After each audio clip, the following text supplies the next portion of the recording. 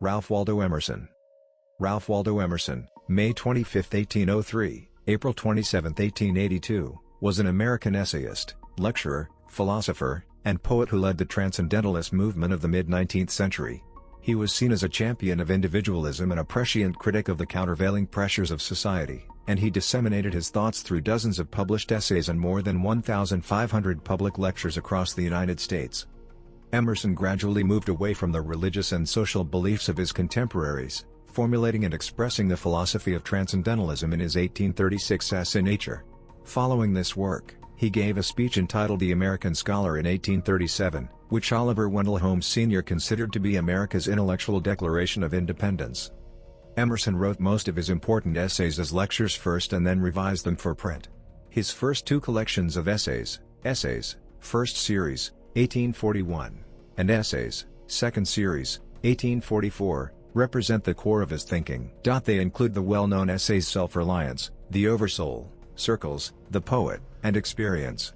Together with Nature, these essays made the decade from the mid-1830s to the mid-1840s Emerson's most fertile period.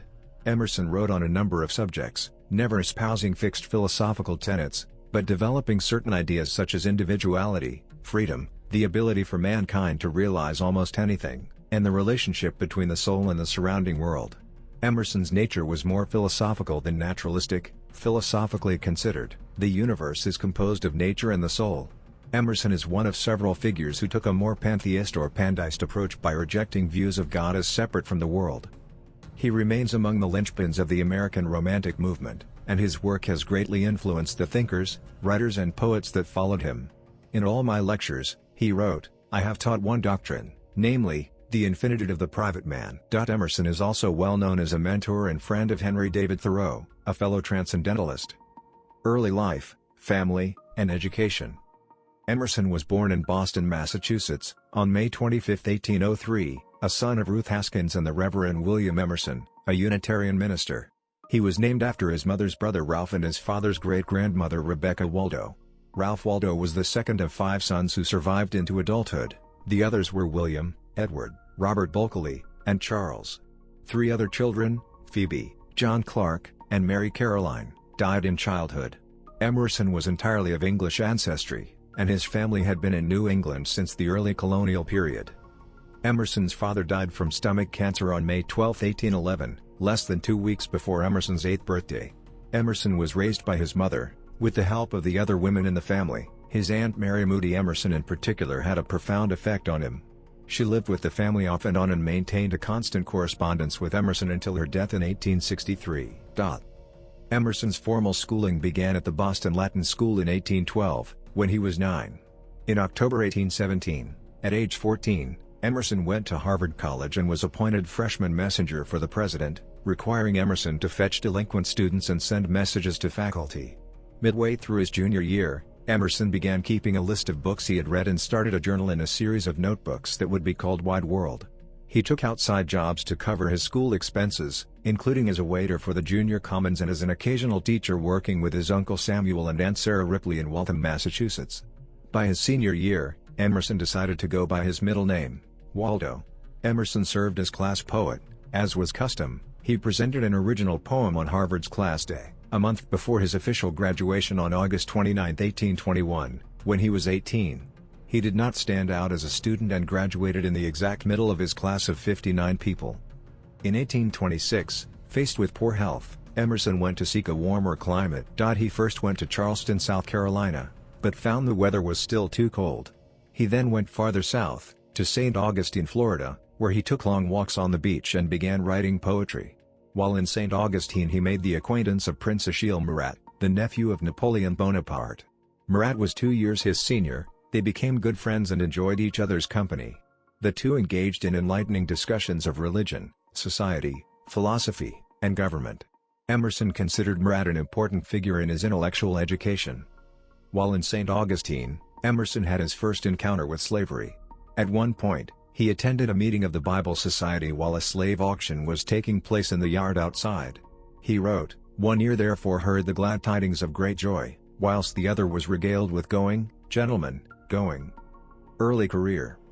After Harvard, Emerson assisted his brother William in a school for young women established in their mother's house, after he had established his own school in Chelmsford, Massachusetts. When his brother William went to Göttingen to study law in mid-1824, Ralph Waldo closed the school but continued to teach in Cambridge, Massachusetts until early 1825. Emerson was accepted into the Harvard Divinity School in late 1824, and was inducted into Phi Beta Kappa in 1828. Emerson's brother Edward, 2 years younger than he, entered the office of the lawyer Daniel Webster, after graduating from Harvard first in his class. Edward's physical health began to deteriorate, and he soon suffered a mental collapse as well. He was taken to McLean Asylum in June 1828 at age 23. Although he recovered his mental equilibrium, he died in 1834, apparently from long-standing tuberculosis. Another of Emerson's bright and promising younger brothers, Charles, born in 1808, died in 1836, also of tuberculosis, making him the third young person in Emerson's innermost circle to die in a period of a few years. Emerson met his first wife, Ellen Louisa Tucker, in Concord, New Hampshire, on Christmas Day, 1827, and married her when she was 18. The couple moved to Boston, with Emerson's mother, Ruth, moving with them to help take care of Ellen, who was already ill with tuberculosis.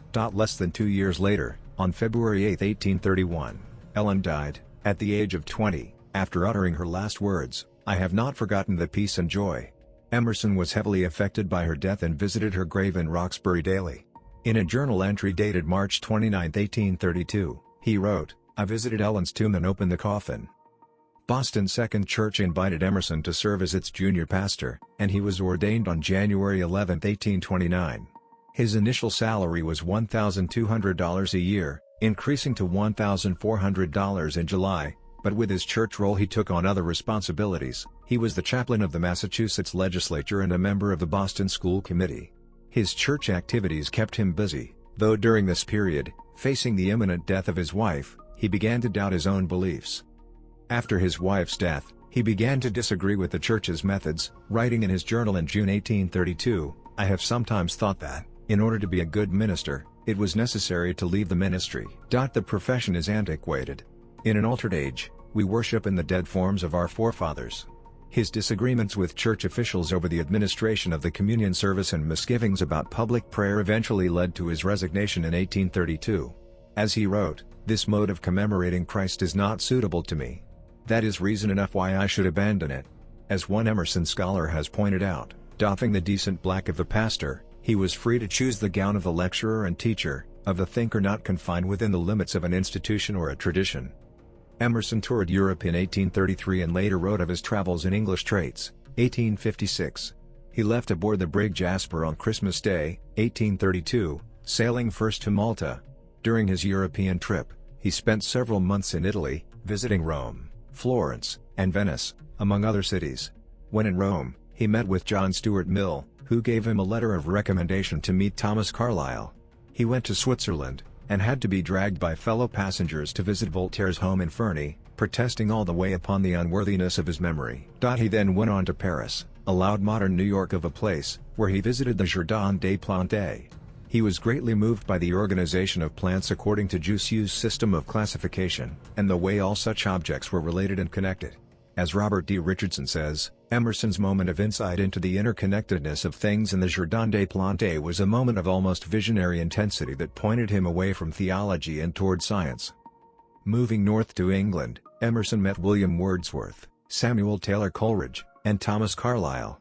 Carlyle in particular was a strong influence on him. Emerson would later serve as an unofficial literary agent in the United States for Carlyle, and in March 1835, he tried to persuade Carlyle to come to America to lecture. The two maintained a correspondence until Carlyle's death in 1881. Emerson returned to the United States on October 9, 1833, and lived with his mother in Newton, Massachusetts. In October 1834, he moved to Concord, Massachusetts to live with his step-grandfather, Drive. Ezra Ripley, at what was later named the Old Manse.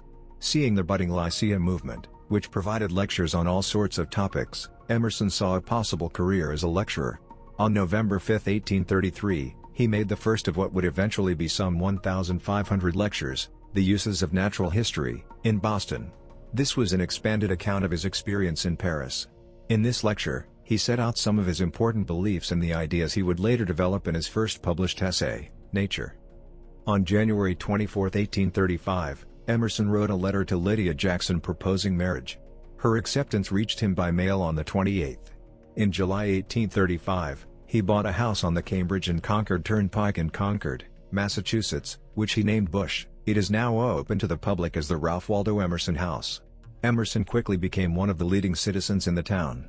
He gave a lecture to commemorate the 200th anniversary of the town of Concord on September 12, 1835. 2 days later, he married Lydia Jackson in her hometown of Plymouth, Massachusetts, and moved to the new home in Concord together with Emerson's mother on September 15. Emerson quickly changed his wife's name to Lydian, and would call her Queenie, and sometimes Asia, and she called him Mr. Emerson. Their children were Waldo, Ellen, Edith, and Edward Waldo Emerson. Edward Waldo Emerson was the father of Raymond Emerson. Ellen was named for his first wife, at Lydian's suggestion. Emerson was poor when he was at Harvard, but was later able to support his family for much of his life. He inherited a fair amount of money after his first wife's death, though he had to file a lawsuit against the Tucker family in 1836 to get it. He received $11,600 in May 1834, and a further $11,674.49 in July 1837. In 1834, he considered that he had an income of $1,200 a year from the initial payment of the estate, equivalent to what he had earned as a pastor. Literary career and Transcendentalism. On September 8, 1836, the day before the publication of Nature, Emerson met with Frederick Henry Hedge, George Putnam and George Ripley to plan periodic gatherings of other like-minded intellectuals. This was the beginning of the Transcendental Club, which served as a center for the movement. Its first official meeting was held on September 19, 1836. On September 1, 1837, women attended a meeting of the Transcendental Club for the first time. Emerson invited Margaret Fuller, Elizabeth Hoare and Sarah Ripley for dinner at his home before the meeting to ensure that they would be present for the evening get-together. Fuller would prove to be an important figure in Transcendentalism. Emerson anonymously published his first essay, Nature, on September 9, 1836. A year later, on August 31, 1837, he delivered his now famous Phi Beta Kappa address, The American Scholar, then entitled an oration, delivered before the Phi Beta Kappa Society at Cambridge. It was renamed for a collection of essays, which included the first general publication of Nature, in 1849. Friends urged him to publish the talk, and he did so, at his own expense, in an edition of 500 copies, which sold out in a month. In the speech, Emerson declared literary independence in the United States and urged Americans to create a writing style all their own and free from Europe. James Russell Lowell, who was a student at Harvard at the time, called it an event without former parallel on our literary annals. Another member of the audience, Reverend John Pierce, called it an apparently incoherent and unintelligible address. In 1837, Emerson befriended Henry David Thoreau. Though they had likely met as early as 1835, in the fall of 1837, Emerson asked Thoreau, "Do you keep a journal?" The question went on to be a lifelong inspiration for Thoreau. Emerson's own journal was published in 16 large volumes, in the definitive Harvard University Press edition issued between 1960 and 1982. Some scholars consider the journal to be Emerson's key literary work. In March 1837, Emerson gave a series of lectures on the philosophy of history at the Masonic Temple in Boston. This was the first time he managed a lecture series on his own, and it was the beginning of his career as a lecturer. The profits from this series of lectures were much larger than when he was paid by an organization to talk, and he continued to manage his own lectures often throughout his lifetime. He eventually gave as many as 80 lectures a year, traveling across the northern United States as far as St. Louis, Des Moines, Minneapolis, and California. On July 15, 1838, Emerson was invited to Divinity Hall, Harvard Divinity School, to deliver the school's graduation address, which came to be known as the Divinity School Address. Emerson discounted biblical miracles and proclaimed that, while Jesus was a great man, he was not God. Historical Christianity, he said, had turned Jesus into a demigod, as the Orientals or the Greeks would describe Osiris or Apollo. His comments outraged the establishment and the general Protestant community. He was denounced as an atheist and a poisoner of young men's minds. Despite the roar of critics, he made no reply, leaving others to put forward a defense. He was not invited back to speak at Harvard for another 30 years. The Transcendental Group began to publish its flagship journal, The Dial, in July 1840. They planned the journal as early as October 1839, but work did not begin until the first week of 1840. George Ripley was the managing editor. Margaret Fuller was the first editor, having been approached by Emerson after several others had declined the role. Fuller stayed on for about 2 years, when Emerson took over, utilizing the journal to promote talented young writers including Ellery Channing and Thoreau. In 1841 Emerson published Essays, his second book, which included the famous essay Self-Reliance. His aunt called it a strange medley of atheism and false independence, but it gained favorable reviews in London and Paris. This book, and its popular reception, more than any of Emerson's contributions to date, laid the groundwork for his international fame. In January 1842 Emerson's first son, Waldo, died of scarlet fever. Emerson wrote of his grief in the poem Threnody, for this losing is true dying, and the essay Experience. In the same month, William James was born, and Emerson agreed to be his godfather. Bronson Alcott announced his plans in November 1842 to find a farm of 100 acres in excellent condition with good buildings, a good orchard and grounds. Charles Lane purchased a 90-acre, 360,000 square meters, farm in Harvard, Massachusetts, in May 1843 for what would become Fruitlands, a community based on utopian ideals inspired in part by Transcendentalism. The farm would run based on a communal effort, using no animals for labor. Its participants would eat no meat and use no wool or leather. Emerson said he felt sad at heart for not engaging in the experiment himself. Even so, he did not feel Fruitlands would be a success. Their whole doctrine is spiritual, he wrote, but they always end with saying, "Give us much land and money." Even Alcott admitted he was not prepared for the difficulty in operating Fruitlands. None of us were prepared to actualize practically the ideal life of which we dreamed. So we fell apart, he wrote. After its failure, Emerson helped buy a farm for Alcott's family in Concord which Alcott named Hillside. The Dial ceased publication in April 1844. Horace Greeley reported it as an end to the most original and thoughtful periodical ever published in this country. In 1844, Emerson published his second collection of essays, Essays, Second Series. This collection included The Poet, Experience, Gifts, and an essay entitled Nature, a different work from the 1836 essay of the same name. Emerson made a living as a popular lecturer in New England and much of the rest of the country. He had begun lecturing in 1833, by the 1850s he was giving as many as 80 lectures per year. He addressed the Boston Society for the Diffusion of Useful Knowledge in the Gloucester Lyceum, among others. Emerson spoke on a wide variety of subjects, and many of his essays grew out of his lectures. He charged between $10 and $50 for each appearance, bringing him as much as $2,000 in a typical winter lecture season. This was more than his earnings from other sources. In some years, he earned as much as $900 for a series of 6 lectures, and in another, for a winter series of talks in Boston, he netted $1,600. He eventually gave some 1,500 lectures in his lifetime. His earnings allowed him to expand his property, buying 11 acres, 45,000 square meters, of land by Walden Pond and a few more acres in a neighboring pine grove. He wrote that he was landlord and waterlord of 14 acres, more or less. Emerson was introduced to Indian philosophy through the works of the French philosopher Victor Cousin. In 1845, Emerson's journals show he was reading the Bhagavad Gita and Henry Thomas Colebrook's essays on the Vedas. He was strongly influenced by Vedanta, and much of his writing has strong shades of non-dualism. One of the clearest examples of this can be found in his essay The Oversoul. The central message Emerson drew from his Asian studies was that the purpose of life was spiritual transformation and direct experience of divine power, here and now on earth. In 1847-48, he toured the British Isles. He also visited Paris between the French Revolution of 1848 and the Bloody June days. When he arrived, he saw the stumps of trees that had been cut down to form barricades in the February riots. On May 21, he stood on the Champ de Mars in the midst of mass celebrations for concord, peace and labor. He wrote in his journal, "At the end of the year we shall take account, and see if the revolution was worth the trees." The trip left an important imprint on Emerson's later work. His 1856 book English Traits is based largely on observations recorded in his travel journals and notebooks. Emerson later came to see the American Civil War as a revolution that shared common ground with the European revolutions of 1848.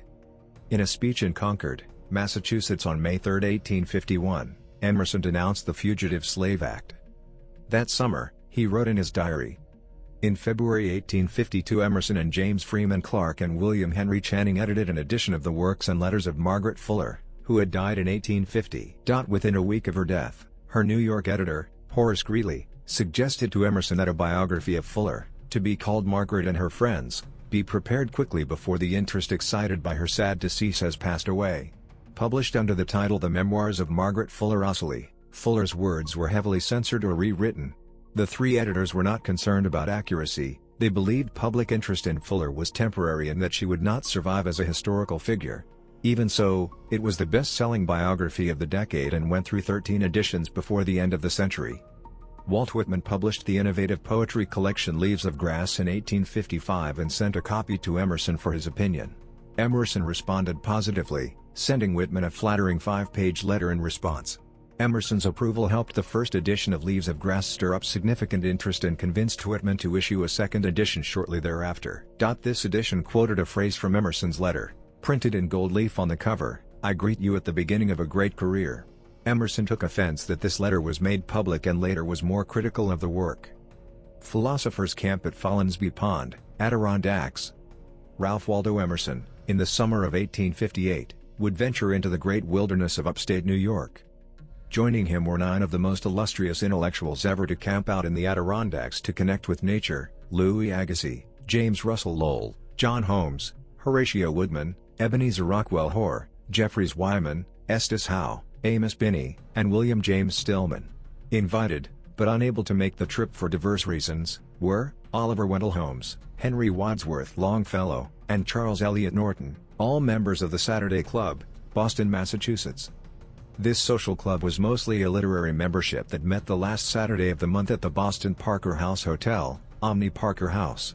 William James Stillman was a painter and founding editor of an art journal called The Crayon. Stillman was born and grew up in Schenectady, which was just south of the Adirondack Mountains. He would later travel there to paint the wilderness landscape and to fish and hunt. He would share his experiences in this wilderness to the members of the Saturday Club, raising their interest in this unknown region. James Russell Lowell and William Stillman would lead the effort to organize a trip to the Adirondacks. They would begin their journey on August 2, 1858, traveling by train, steamboat, stagecoach and canoe guide boats. News that these cultured men were living like Saxon Sioux in the wilderness appeared in newspapers across the nation. This would become known as the Philosopher's Camp. This event was a landmark in the 19th century intellectual movement, linking nature with art and literature. Although much has been written over many years by scholars and biographers of Emerson's life, little has been written of what has become known as the Philosopher's Camp.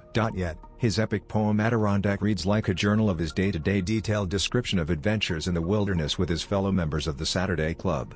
This 2-week camping excursion, 1858 in the Adirondacks, brought him face to face with a true wilderness, something he spoke of in his essay Nature, published in 1836. He said, "In the wilderness I find something more dear and connate than in streets or villages." Civil War years. Emerson was staunchly opposed to slavery, but he did not appreciate being in the public limelight and was hesitant about lecturing on the subject. He did, however, give a number of lectures during the pre-Civil War years, beginning as early as November, 1837. A number of his friends and family members were more active abolitionists than he, at first, but from 1844 on, he took a more active role in opposing slavery. He gave a number of speeches and lectures, and notably welcomed John Brown to his home during Brown's visits to Concord.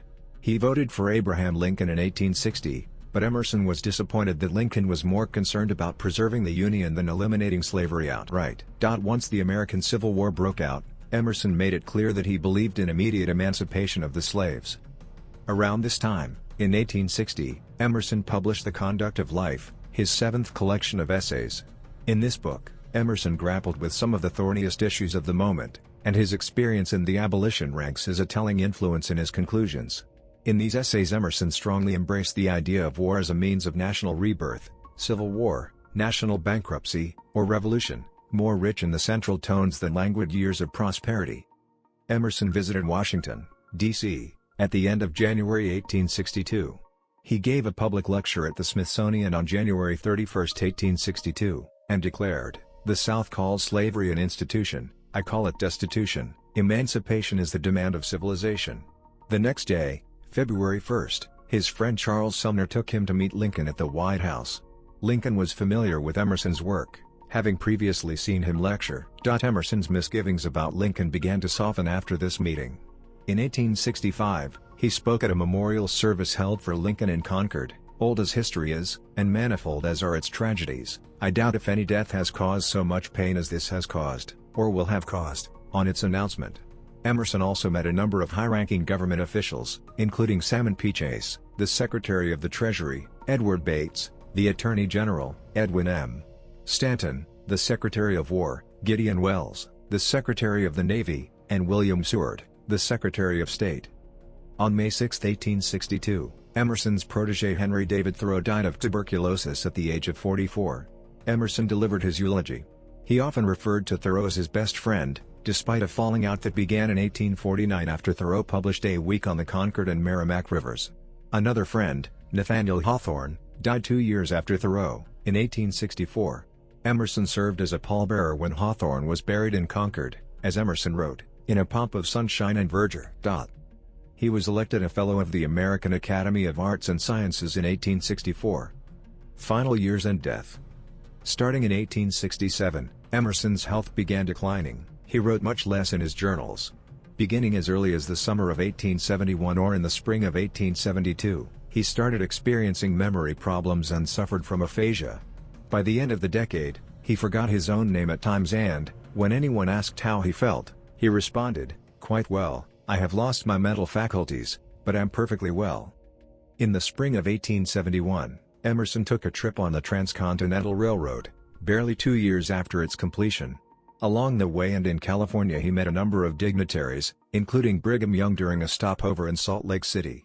Part of his California visit included a trip to Yosemite, and while there he met a young and unknown John Muir, a signature event in Muir's career.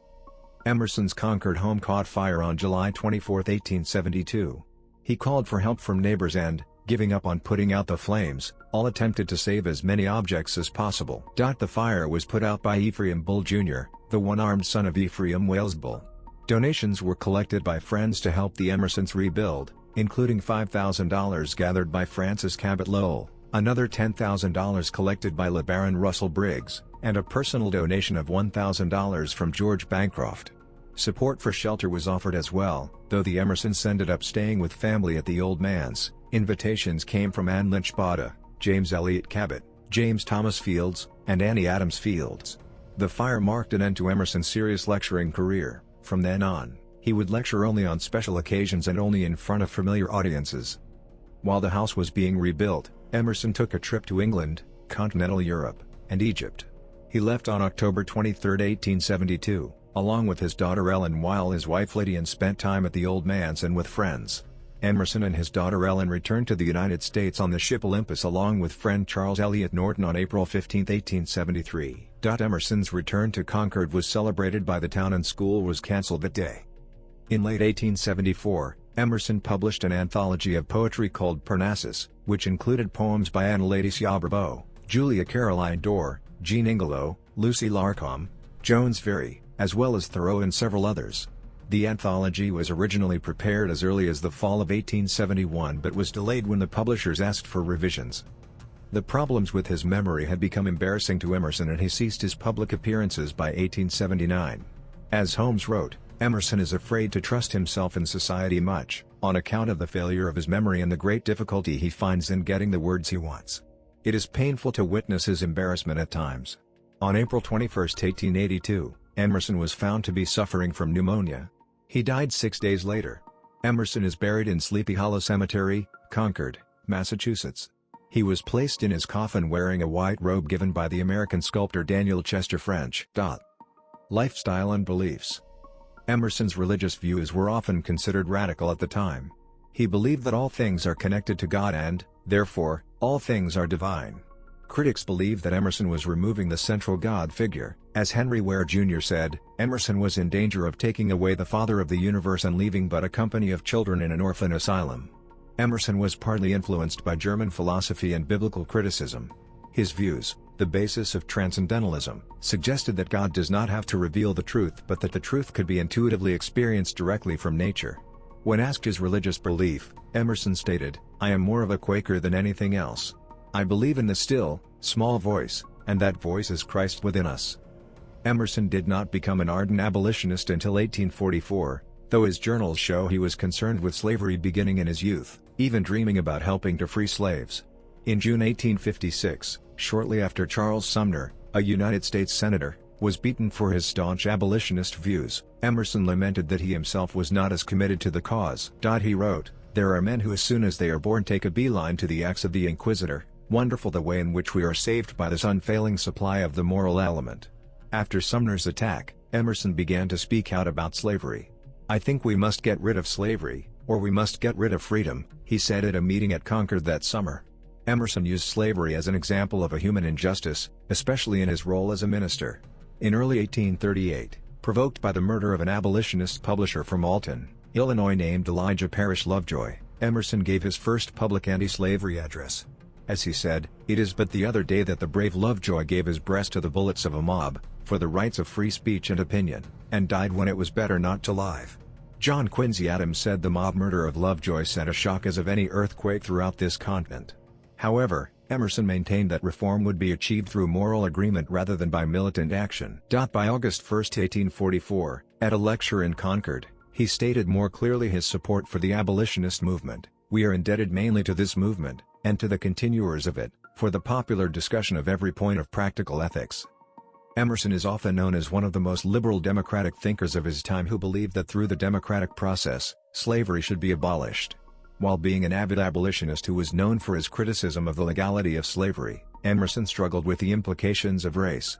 His usual liberal leanings did not clearly translate when it came to believing that all races had equal capability or function, which was a common conception for the period in which he lived. Many critics believe that it was his views on race that inhibited him from becoming an abolitionist earlier in his life and also inhibited him from being more active in the anti-slavery movement. Much of his early life, he was silent on the topic of race and slavery. Not until he was well into his 30s did Emerson begin to publish writings on race and slavery, and not until he was in his late 40s and 50s did he become known as an anti-slavery activist. During his early life, Emerson seems to develop a hierarchy of races based on faculty to reason, or rather, whether African slaves were distinguishably equal to white men based on their ability to reason.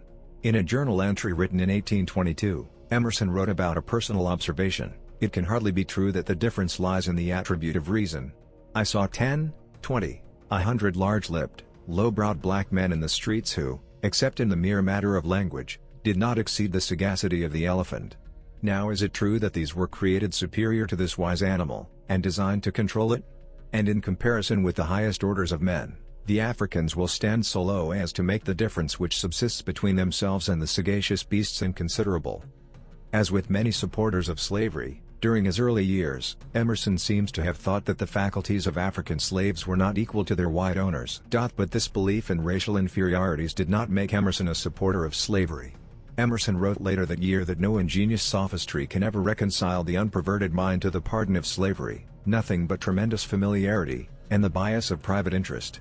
Emerson saw the removal of people from their homeland, the treatment of slaves, and the self-seeking benefactors of slaves as gross injustices. For Emerson, slavery was a moral issue, while superiority of the races was an issue he tried to analyze from a scientific perspective based what he believed to be inherited traits. Emerson saw himself as a man of Saxon descent. In a speech given in 1835 titled "Permanent Traits of the English National Genius," he said, "The inhabitants of the United States, especially of the northern portion, are descended from the people of England and have inherited the traits of their national character."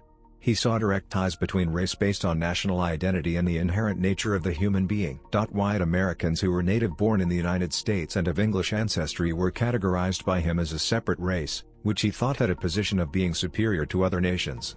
His idea of race was based on a shared culture, environment, and history.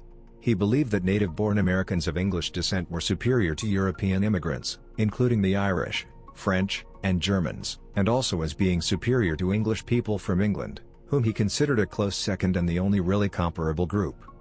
Later in his life, Emerson's ideas on race changed when he became more involved in the abolitionist movement, while at the same time he began to more thoroughly analyze the philosophical implications of race and racial hierarchies. His beliefs shifted focus to the potential outcomes of racial conflicts. Emerson's racial views were closely related to his views on nationalism and national superiority, specifically that of the Saxons of ancient England, which was a common view in the United States of that time. Emerson used contemporary theories of race and natural science to support a theory of race development. He believed that the current political battle and the current enslavement of other races was an inevitable racial struggle, one that would result in the inevitable union of the United States. Such conflicts were necessary for the dialectic of change that would eventually allow the progress of the nation. In much of his later work, Emerson seems to allow the notion that different races will eventually mix in America.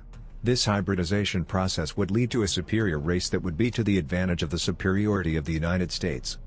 Emerson was a supporter of the spread of community libraries in the 19th century, having this to say of them: "Consider what you have in the smallest chosen library.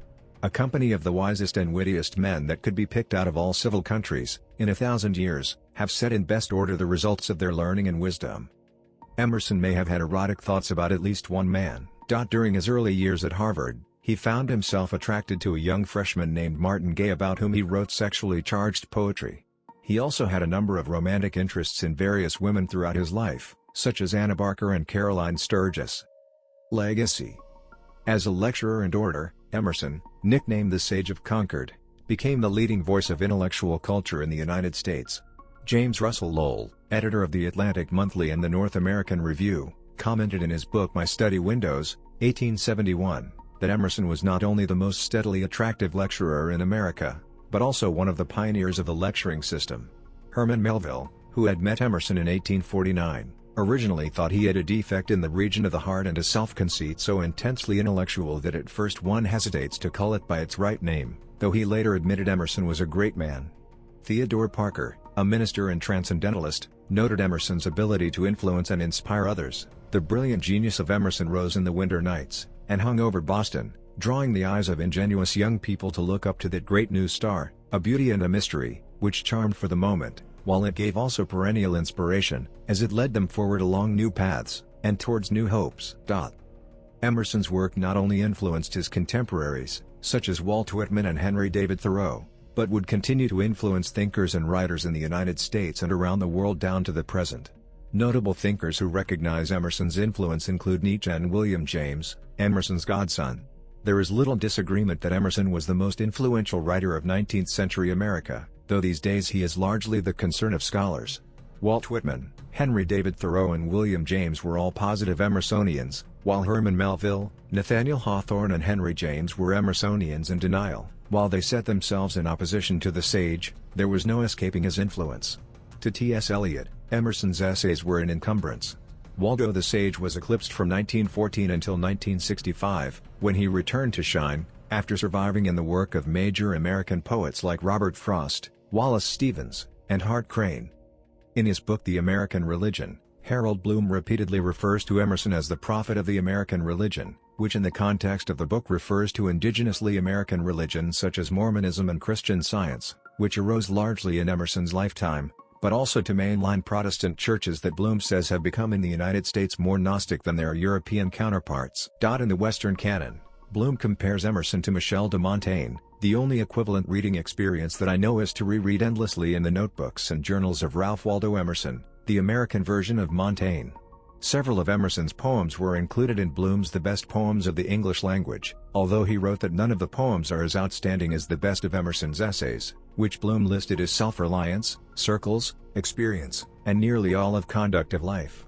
In his belief that line lengths, rhythms, and phrases are determined by breath, Emerson's poetry foreshadowed the theories of Charles Olson.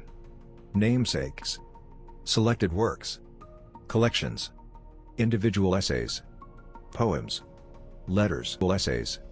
Poems. Letters. Essays. Poems. Letters. Essays. Poems. Letters. Essays. Poems.